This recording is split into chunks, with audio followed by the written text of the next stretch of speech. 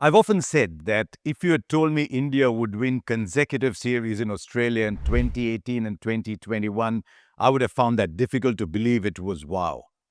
But if you had told me that in consecutive years, India would lose 0-3 to New Zealand and 0-2 to South Africa at home, I would have found that even more difficult to believe. That is the reality now. For a long, long time, coming to India and winning in India was considered almost impossible. There was an aura around the Indian team, and teams came here realizing they could not win. I mean, you look at the numbers and you go all the way back to February 2013. From Feb 2013 to September 24, India won 42 out of 53 test matches they played. Yes, those are numbers that you need to repeat. 42 out of 53, they only lost 4. And that is the kind of record that is for some of the greatest teams in the history of the game. And I can even understand Kolkata. I was there in Kolkata for the test match. When you prepare tracks that are so unsided, whether seaming or spinning, you tend to equalize the skills on display. But what about Guwahati? When India's batting, the track is a minefield. South Africa come into bat, it's wow, it wasn't that. It was the quality of the bowling and the quality of the batting. Simon Harmer was the best bowler on view. And the fact that Simon Harmer was the best bowler tells you a thing or two about the batting. I'm not saying he's a poor bowler. I'm just saying that India didn't know how to tackle a very high quality off spinner, or it seemed that way. But also it showed you that India's off spinner, he's got a little time to go. He's a wonderful batter. I think he's a batting all-rounder at the moment, but he's got time to go as a match winner. So too is Jadeja. And what it tells me at the moment is that Jadeja became a better bowler when Ashwin was around, and Ashwin became a better bowler when Jadeja was around. The series has also shown up that maybe some players are not ready yet. We picked them on the basis of potential, on the basis of how they looked. They looked fabulous. Someone like a Sai Sudarshan, you look at him play and you think, wow, this kid has to do well because he's got everything visually. But he's now been around for a while. I think Sai Sudarshan needs to go back, play for Tamil Nadu, go and hit 4 or 5 hundreds, have an 800,000-900,000 run season, averaging 65, and come back and say, right, number 3, that is my position. Or whichever position he chooses to play in, because at the moment he's averaging 38, 39 in first-class cricket in India. That's not good enough.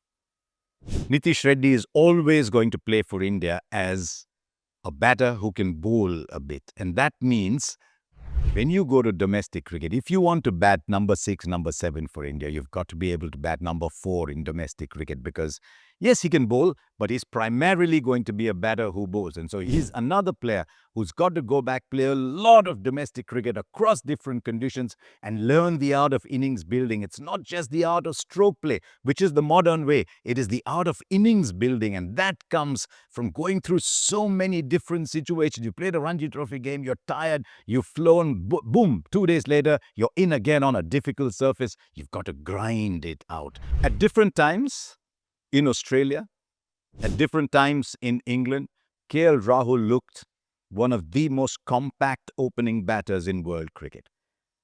At times in India, he showed exemplary technique.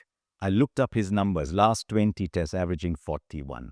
It's one of the most difficult places to be in, but when you're in prime form, when you're hitting the ball well, when you're looking very good, that average has got to be in the mid-50s. And there's something about KL Rahul that's preventing him from becoming a wow player. His average is what?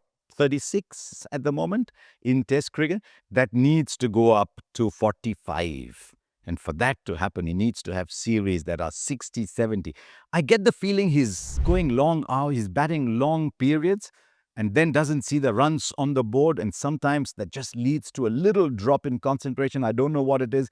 I'm not yet ready to say no KL Rahul, because I think KL Rahul and Jaiswal are among the better opening combinations. But I think KL Rahul, who's such an honest player, will look back to himself and say, nah, I think I need to deliver those 120s, 130s. Briefly, when Mayank Agarwal was opener for India, he was delivering double hundreds when he got going. So you see where we are headed with that batting lineup. I think Jadeja, Washington Sundar, Dhruv Jurel, maybe all good around 6, 7. 1, 2. You're looking at a team that, in the absence of Gill, is now structured around Jaiswal, who's still on his way up in international cricket. Is the one player to invest in. But suddenly you see where there's a poverty around Indian batting. On my last blog, I talked about the fact that the level immediately below international cricket has got to be very strong. So when you graduate from there, you come into international cricket and you're already ready. There's two ways of doing that. One, and I will never ever be convinced otherwise, you cannot have more than 15 or 16 teams playing first class cricket. You play 38 teams in first class cricket. No. But the other thing is, I think now India need to go back to that A team. We still have the A team playing a lot of games, and that's good, but those are shadow tours, and sometimes the main players come back. I'd like to see India A teams going on tours of Australia, on tours of Bangladesh, on tours of Sri Lanka and South Africa as standalone teams playing like it is test match cricket, not saying, okay, I've given you a chance here, let me give you a chance there, but break into the India A team. So that is one possibility, but also within the players that you're there. I mean, these are not players as bad as the scoreboard is saying, but sometimes I wonder if they're not sure of their role. Because Sai Sudarshan's made 89, 37. He's just starting to feel good. Oops, he's not in the side. Now, suddenly he's come back. He's saying, I need to get those runs again, otherwise I'm going to be out. Now, there's a difference between comfort levels, and there's a difference between making players feel a little comfortable about where they are and taking that stress of having to deliver today, otherwise you're not playing tomorrow.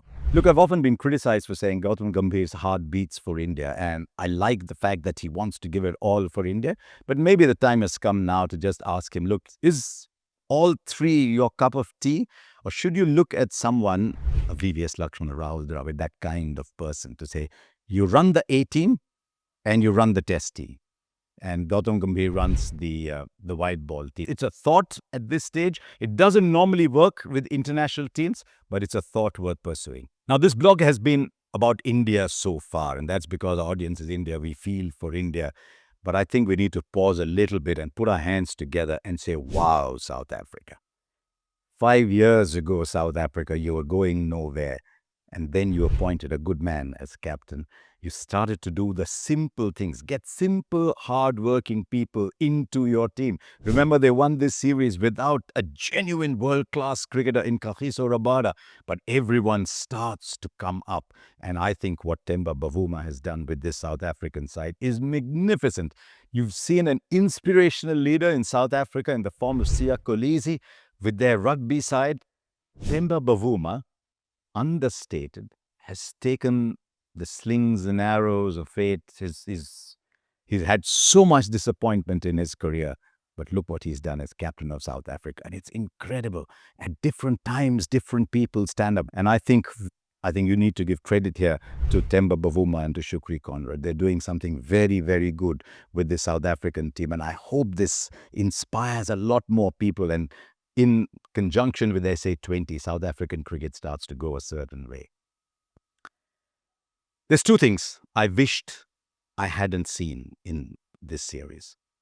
Two expressions that had no place in our game in the way we like to see our game.